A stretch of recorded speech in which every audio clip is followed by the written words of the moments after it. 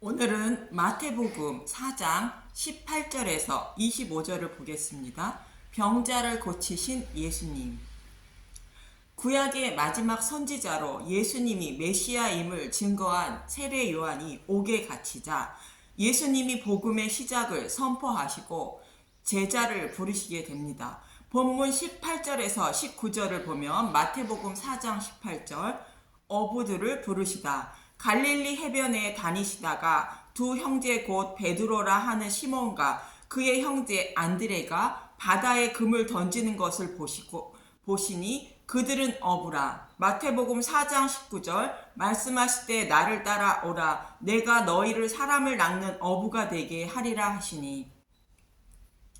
사람을 낚는 어부라는 것은 아담과 하와의 타락으로 사단에게 빼앗긴 자신의 백성에게 복음을 전하게 하셔서 죄사함을 받게 하는 일을 말하는 것으로, 하나님은 하나님 나라를 완성하시기 위하여 창세로부터 자신의 백성들이 듣든지 안 듣든지 묵묵히 일해 오셨고, 또 약속대로 메시아를 보내주셨으며 하나님의 뜻을 이루시기 위하여 복음 전도자를 택하시고 부르셔서 하나님이 일에 참여하게 하심으로 자신의 백성을 구원하려고 제자를 부르신 것입니다. 본문 21절을 보면 야고보와 형제 요한을 부르는데, 마태복음 4장 21절 거기서 더 가시다가 다른 두 형제 곧 세베대의 아들 야고보와 그의 형제 요한이 그의 아버지 세베대와 함께 배에서 금을 깁는 것을 보시고 부르시니, 베드로와 안드레를 부르실 때에는 그물을 던지는 모습을 보고 그들을 불렀지만, 야고보와 요한을 부를 때에는 그물을 깁는 것을 보고 그들을 부르셨다는 것입니다. 그물은 하나님의 백성을 구원하기 위한 성경의 말씀을 말하는 것으로, 성경의 말씀은 하나님이 살아계심과 하나님 백성의 타락과 타락한 자신의 백성을 어떻게 구원하실지 약속하고 계십니다. 약속하신 대로 일하시고 계시는 것을 기록한 책으로 이스라엘의 역사이며 생명의 책인 것입니다. 그래서 성경의 말씀을 통하여 진리의 길로 인도함을 받아 구원을 받을 수 있는 것입니다. 다윗은 시편 19편에서 이렇게 말합니다. 시편 19편 7절 여호와의 율법은 완전하여 영혼을 소성시키며 여호와의 증거는 확실하여 우둔한 자를 지혜롭게 하며, 시편 19편 8절 여호와의 교훈은 정직하여 마음을 기쁘게 하고 여호와의 계명은 순결하여 눈을 밝게 하시도다. 시편 19편 9절 여호와를 경외하는 도는 정결하여 영원까지 이루고 여호와의 법도 진실하여 다 의로우니. 시편 19편 10절 금 곧 많은 순금보다 더 사모할 것이며 꿀과 송이 꿀보다 더 달도다. 율법은 모세 오경을 말하는 것으로, 다윗은 자신을 구원할 성경의 말씀을 세상의 그 어떤 귀한 것보다 금보다 더 사모하고 있음을 말하고 있는 것입니다. 다윗은 성경의 말씀을 세상의 그 어떤 것보다 더 소중히 여긴다는 것입니다. 성경의 말씀은 영적인 눈을 밝혀 진리의 길로 인도하여 구원으로 이끌어 주기 때문입니다. 사도 바울은 디모데후서 3장 15절에 이렇게 말합니다. 디모데후서 3장 15절 또 어려서부터 성경을 알았나니 성경은 능히 너로 하여금 그리스도 예수 안에 있는 믿음으로 말미암아 구원에 이르는 지혜가 있게 하느니라. 이 금보다 더 귀한 구원에 이르게 하는 성경의 말씀을 마무리한 사람이 사도 요한인 것입니다. 그물을 깁는 것을 보고 부르신 사도 요한은 하나님 백성을 구원할 그물인 성경의 말씀을 마무리한 것입니다. 베드로는 그물인 복음의 말씀을 열심히 던지며 수많은 하나님의 백성을 구원으로 이끌었던 것입니다. 이렇게 예수님이 제자를 부르시고 천국 복음을 전파하시며 모든 병자들을 고치시는데, 본문 23절에서 24절을 보겠습니다. 마태복음 4장 23절 가르치시며 전파하시며 고치시다. 예수께서 온 갈릴리에 두루 다니사 그들의 회당에서 가르치시며 천국 복음을 전파하시며 백성 중에 모든 병과 모든 약한 것을 고치시니. 마태복음 4장 24절. 그의 소문이 온 수리아에 퍼진지라 사람들이 모든 앓는 자 곧 각종 병에 걸려서 고통당하는 자, 귀신 들린 자, 간질하는 자, 중풍병자들을 데려오니 그들을 고치시더라. 예수님은 모든 병자와 약한 것을 고쳐주셨다고 말합니다. 예수님이 모든 병자를 고쳐주셨다면 그들은 죽지 않고 영원히 살아야 하는데 영원히 살지 못하고 그들은 또 다시 병들고 죽고 말았던 것입니다. 그렇다면 예수님은 또 다시 병들고 죽고 마는 자들의 병을 왜 고쳐주셨을까? 그 이유는 예수님이 오시기로 약속하신 메시아임을 증거하시기 위함이라 베드로는 말합니다. 사도행전 2장 22절. 이스라엘 사람들아 이 말을 들으라. 너희도 아는 바와 같이 하나님께서 나사렛 예수로 큰 권능과 기사와 표적을 너희 가운데서 베푸사 너희 앞에서 그를 증언하셨느니라. 사람들은 예수님이 메시아이며 하나님의 아들임을 믿지 못할 것이 당연하므로 그를 증거하여 믿게 하시기 위하여 하나님이 기적과 이적을 보여주시며 예수님의 말씀이 사실임을 증거하셨다는 것입니다. 또 사도 요한도 예수님이 수많은 표적을 행하셨는데 몇 가지 표적만 기록함은 예수님이 하나님의 아들임을 증거하여 생명을 얻게 하기 위하여 기록했다고 합니다. 요한복음 20장 30절. 이 책을 기록한 목적. 예수께서 제자들 앞에서 이 책에 기록되지 아니한 다른 표적도 많이 행하셨으나 요한복음 20장 31절. 오직 이것을 기록함은 너희로 예수께서 하나님의 아들 그리스도 있음을 믿게 하려 함이요 또 너희로 믿고 그 이름을 힘입어 생명을 얻게 하려 함이니라. 기적과 이적이 구원에 필요한 것이 아니라 오직 예수님이 하나님의 아들임을 증거하는데 필요하다는 것으로 꼭 필요한 말씀을 전하기 위해 몇 가지 표적을 기록했다는 것입니다. 이처럼 예수님이 모든 병자를 고치신 것은 예수님이 하나님의 아들임을 증거하시기 위하여 기적과 이적으로 병자를 고쳐주셨다는 것입니다. 지금도 복음이 전해지지 않는 곳에서 복음을 전할 때에 기적과 이적을 통하여 그 말씀이 사실임을 증거하고 있는 것입니다. 그래서 기적과 이적이 지금도 일어나고 있는 것이지만 모든 기적과 이적이 하나님만 행하시는 것이 아니라 사단도 행한다고 성경은 말하고 있습니다. 요한계시록 13장 12절에서 14절을 보겠습니다. 요한계시록 13장 12절. 그가 먼저 나온 짐승의 모든 권세를 그 앞에서 행하고 땅과 땅에 사는 자들을 처음 짐승에게 경배하게 하니 곧 죽게 되었던 상처가 나은 자니라. 예수님이 죽으시고 부활하신 것을 사단이 흉내낸다는 것입니다. 계시록 13장 13절. 큰 이적을 행하되 심지어 사람들 앞에서 불이 하늘로부터 땅에 내려오게 하고. 계시록 13장 14절. 짐승 앞에서 받은 바 이적을 행함으로 땅에 거하는 자들을 미혹하며 땅에 거하는 자들에게 이르기를 칼에 상하였다가 살아난 짐승을 위하여 우상을 만들라 하더라. 예수님이 행하신 기적과 이적을 흉내내어 하늘에서 불을 끌어내리고 죽었다가 살아난 것처럼 행하며 사단도 성도들을 유혹한다는 것입니다. 그래서 기적이 일어났다고 해도 그를 쫓지 말라는 것으로 구원은 오직 성경의 말씀을 통하여 믿음에 이르게 되고 구원을 받음을 잊지 말아야 하는 것입니다. 그렇다면 예수님이 병든 자를 고치시는 또 다른 의미는 무엇일까? 하나님은 레위인을 세워 성막과 성전에서 중보자의 일을 하게 하심으로 백성들의 죄를 사함받게 하셔서 구원에 이르도록 하시기 위하여 레위인을 지도자로 세우신 것입니다. 그런데 에스겔서 34장 1절에서 5절을 보면 에스겔서 34장 1절. 자기만 먹는 이스라엘 목자들 여호와의 말씀이 내게 임하여 이르시되. 에스겔서 34장 2절.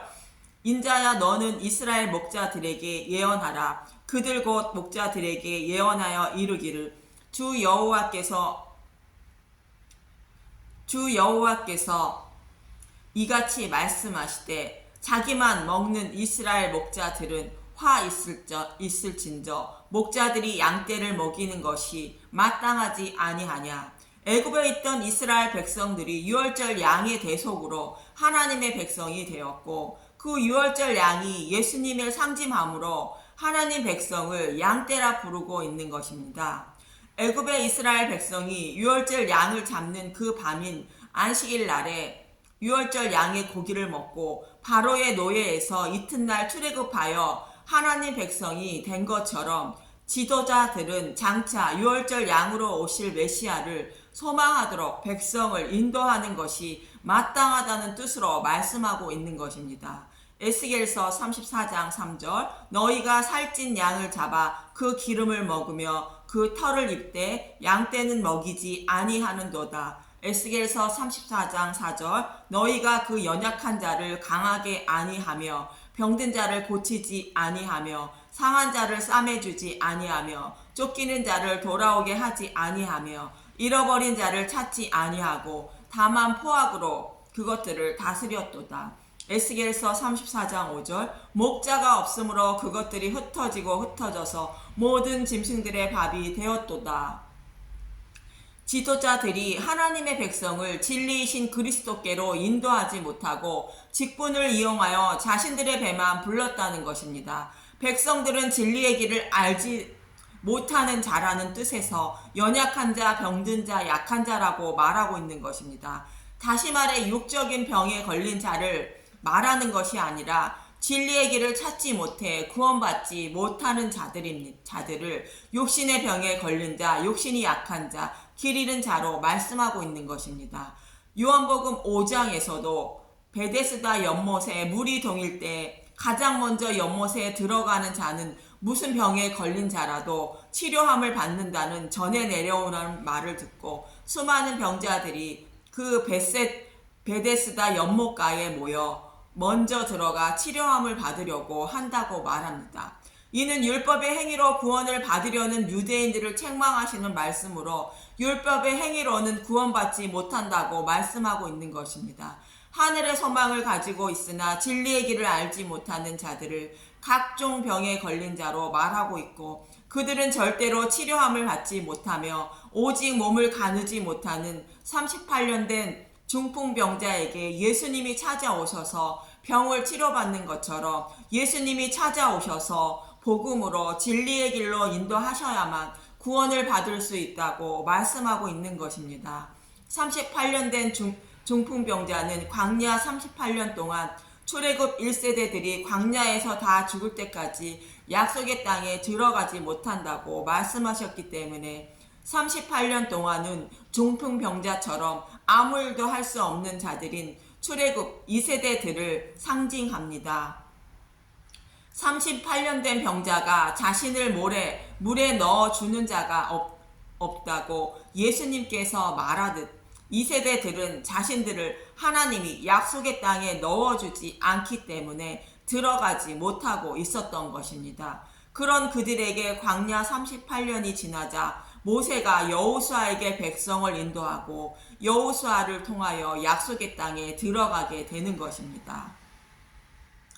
신명기 2장 14절 잠깐 보겠습니다. 가데스 바네아에서 떠나 세렛 시내를 건너기까지 38년 동안이라. 이때에는 그 시대의 모든 군인들이 여호와께서 그들에게 맹세하신 대로 진영 중에서 다 멸망하였나니. 신명기 2장 15절 여호와께서 손으로 그들을 치사 진영 중에서 멸하신 고로 마침내는 다 멸망되었느니라. 이렇게 정탐꾼이 돌아오고 38년을 광야 생활을 마치게 됩니다. 마치 38년 된 병자에게 예수님이 찾아가셔서 병을 치료해 주시는 것과 같이 이스라엘 백성은 출애굽 1세대가 다 죽자 약속의 땅에 들어간 것입니다. 그래서 성경은 율법을 온전히 지켜 의롭게 되려는 유대인들에게 광야 이스라엘 백성들이 약속의 땅에 어떻게 들어갔는지 생각해 보라고 38년 된 병자를 치료하시는 모습을 보여주고 있는 것입니다.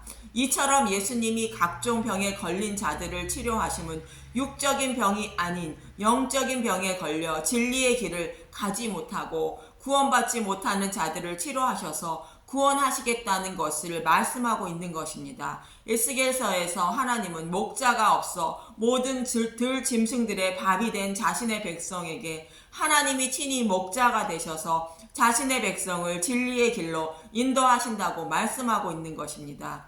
에스겔서 34장 15절에서 16절을 보면 에스겔서 34장 15절 내가 친히 내 양의 목자가 되어 그것들을 누워있게 할지라 주 여호와의 말씀이니라. 에스겔서 34장 16절 그 잃어버린 자를 내가 찾으며 쫓는 자를 내가 돌아오게 하며 상한 자를 내가 싸매주며 병든 자를 내가 강하게 하려니와 살찐 자와 강한 자는 내가 없애고 정의대로 그것들을 먹이리라. 이 말씀대로 예수님은 친히 자신의 백성의 목자가 되셔서 그들을 구원하시기 위하여 육신의 몸을 입고 이 땅에 오셨고 모든 병든 자를 치료하시는 것을 본문에서 보여주고 있는 것입니다. 한 마리 병든 양을 구하기 위하여 예수님 목자의 일을 하고 계시는 것입니다.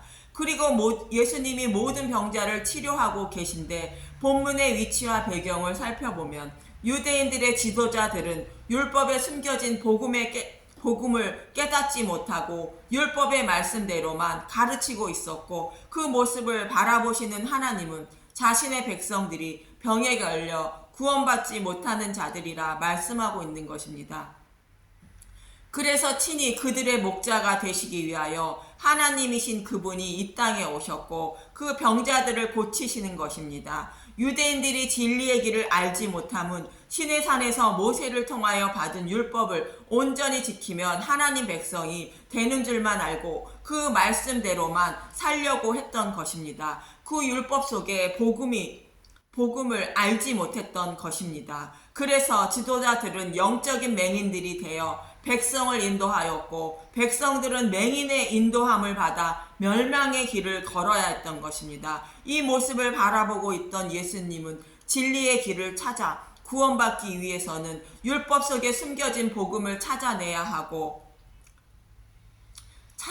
한다고 말씀하고 있습니다. 마태복음 5장에서 7장까지 산에 오르셔서 가르치기 시작하시는 것입니다. 영적으로 병든 자신의 백성을 구원하시기 위하여 율법을 다시 가르쳐주고 있는 것이 산상수훈입니다. 율법 속에 숨겨진 복음을 깨닫게 하시기 위하여 4장 끝에서 병자를 고쳐주시는 모습을 보여주고 계시는 것입니다. 그 영적인 병자를 고쳐주시기 위하여 5장에서 산에 오르셔서 가르치기 시작하시는 것입니다. 이처럼 예수님이 본문에서 모든 병자를 고치시는 것으로 육적인 병자들을 불쌍히 여기셔서 그들을 치료하시는 것이 아니라 그 모습을 통하여 영적인 병에 걸린 진리의 길을 찾지 못해 구원받지 못하는 자신의 백성을 불쌍히 여겨주셔서 영적인 병을 치료해 주시는 대제사장의 직무를 수행하고 계시는 모습을 보여주고 있는 것입니다. 그리고 그 영적인 병을 치료받을 수 있도록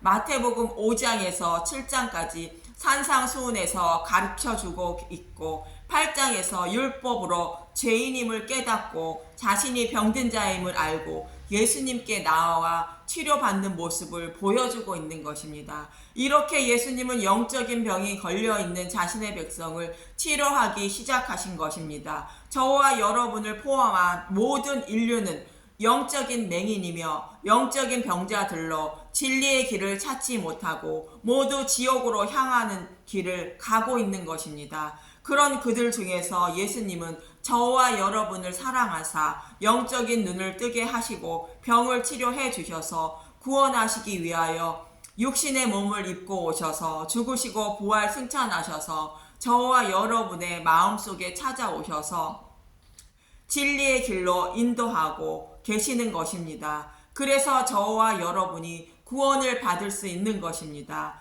예수님의 그 뜨거운 사랑을 기억해 보시기 바랍니다. 감사합니다.